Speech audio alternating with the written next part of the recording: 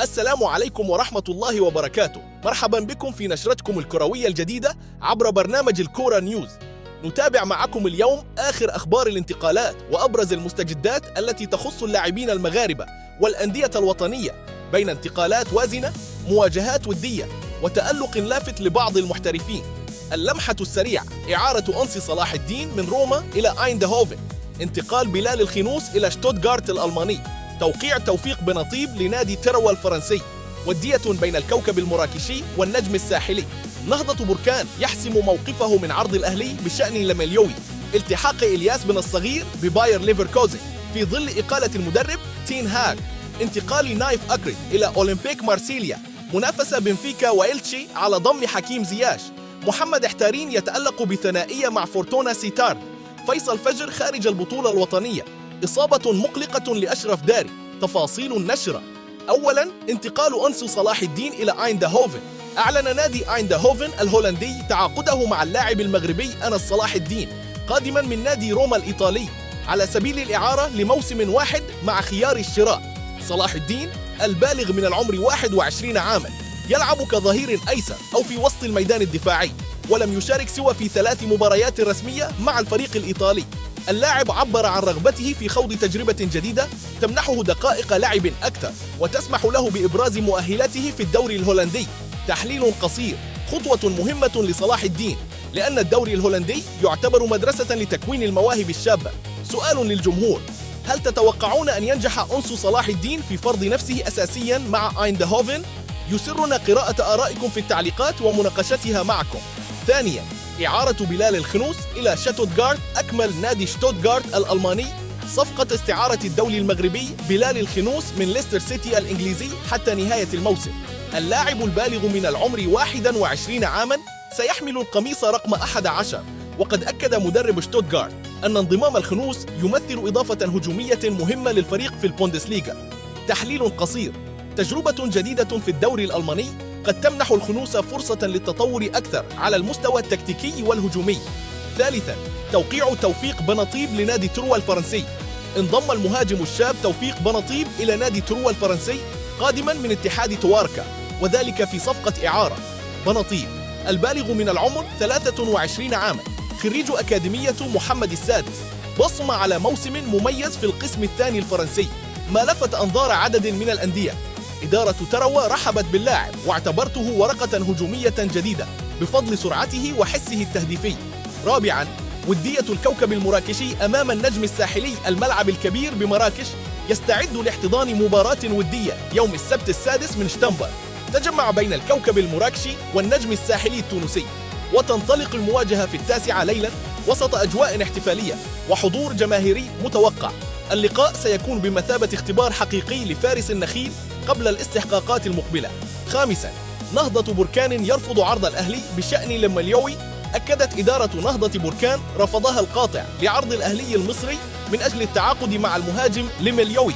مسؤولو النادي شددوا على أن اللاعب يمثل أحد أعمدة الفريق الأساسية في دوري أبطال إفريقيا، وأنه خط أحمر لا يمكن التفريط فيه حالياً.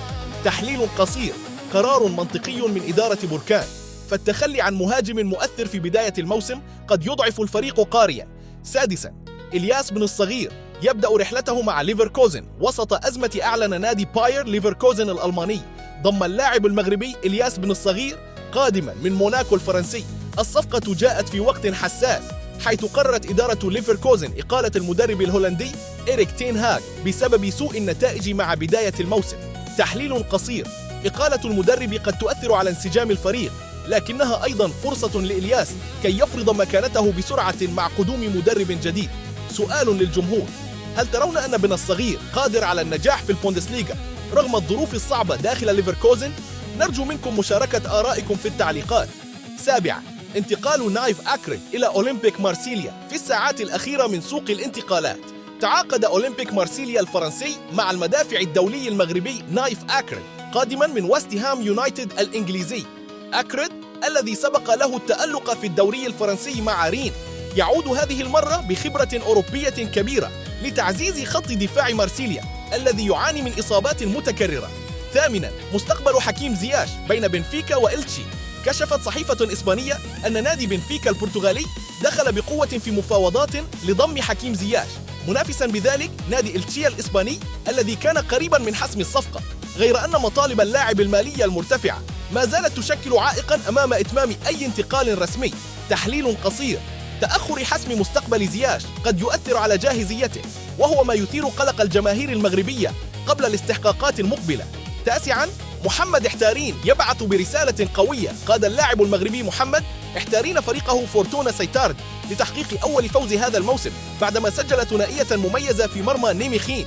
تألق احتارين جاء في توقيت حساس، خاصة بعد أن أثنى عليه الناخب الوطني وليد الركراكي في ندوة صحفية مشيداً بمؤهلاته الفنية. تحليل قصير: إذا استمر على هذا الأداء فإن عودته إلى صفوف المنتخب الوطني ستصبح مسألة وقت فقط. عاشراً، فيصل فجر خارج البطولة الوطنية.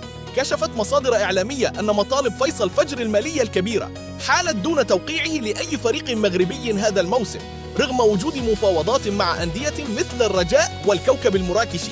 اللاعب البالغ من العمر 30 عاماً يبقى بذلك بعيداً عن المنافسة المحلية حالياً. 11، انتقال سفيان أمرابط إلى ريال بيتيس. أعلن نادي ريال بيتيس الإسباني توصله إلى اتفاق مع نادي فنربخشة التركي بشأن استعارة الدولي المغربي سفيان أمرابط لموسم واحد دون خيار الشراء.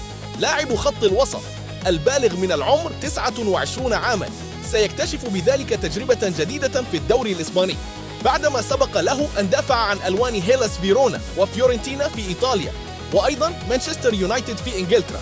وسيكون أمرابط أمام فرصة خوض غمار الدوري الأوروبي رفقة النادي الأندلسي الذي يستعد للمشاركة في دور المجموعات.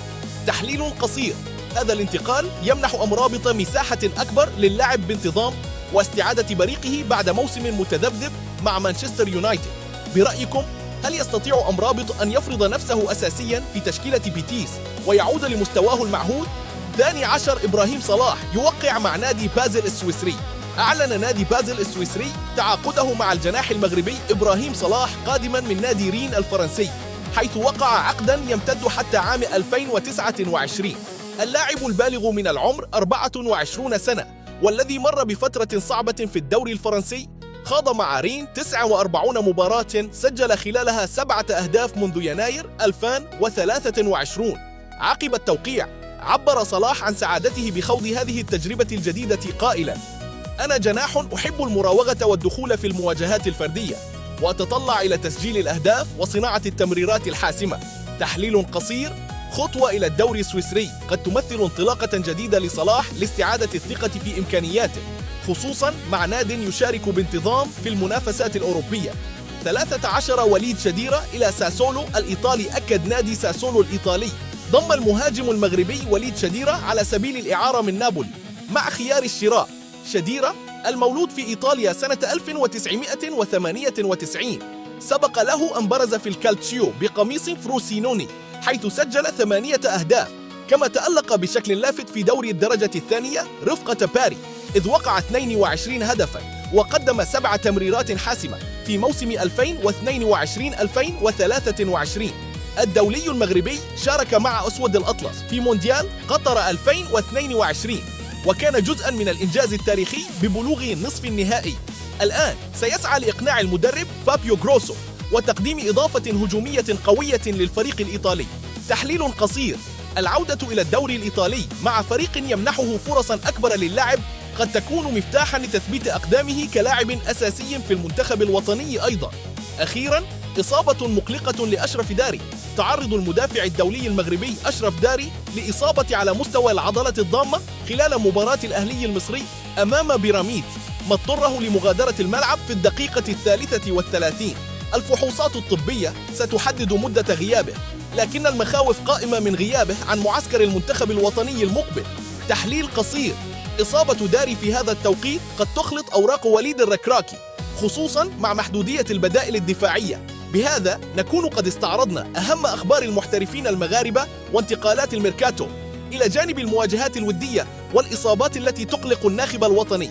مشهد كروي متنوع يجمع بين انتقالات واعدة، تألق فردي، وفي المقابل غيابات قد تؤثر على المنتخب في المرحلة المقبلة.